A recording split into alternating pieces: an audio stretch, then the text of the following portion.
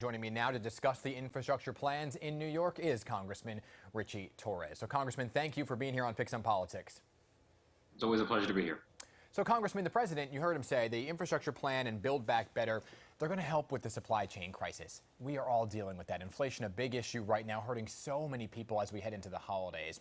Is that a top concern, Congressman? Will these bills help with this? The answer is yes. And, during COVID-19, we've seen a seismic shift in consumer demand from services to durable goods. And even though the supply chain is moving more goods than ever before, the demand for durable goods is so overwhelming that it's put real strain on the supply chain. And we've seen cargo container pileups at ports. There's a shortage of truckers.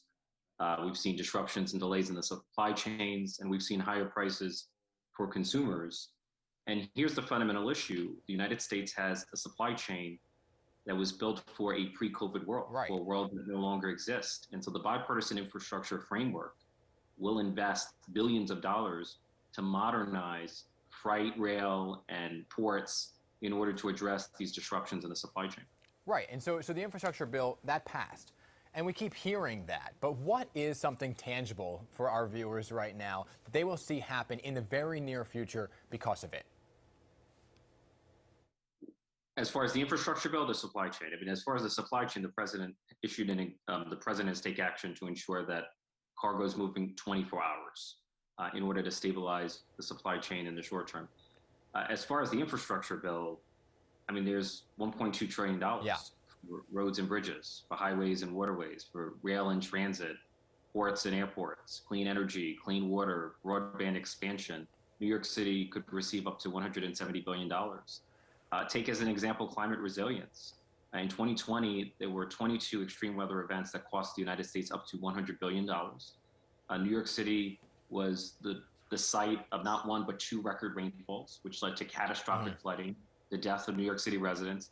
The bipartisan infrastructure framework would invest about $50 billion in climate resilience, coastal resilience, flooding resilience. Right.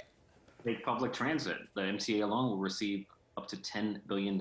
Right. I guess I'm looking for the answer of how quickly that's actually going to move forward, right? When do those funds actually get transferred? Is that even a question you could answer? It will vary depending on the agency, but the funding will flow to the city sooner rather than later. But these are massive infrastructure investments. Roads and bridges are not built overnight. Subways are not built overnight. So these are long-term investments that are going to make us more productive in the future. And it's going to create jobs. That's why the building trades was so supportive of the bipartisan infrastructure investment. It's projected to create millions of jobs every year over the course of 10 years. So, Congressman, it is notable that some of your Democratic colleagues voted against this. Congressman Jamal Bowman explains why. And I want you to listen to this, and then we'll talk about it. You cannot have hard infrastructure without human infrastructure. And yes, we need roads, bridges, tunnels, and broadband. Absolutely. But 90% of those jobs go to men. Do you agree, disagree here? What's your response? Nearly every Democrat agrees that we should invest not only in physical, but also social and human infrastructure.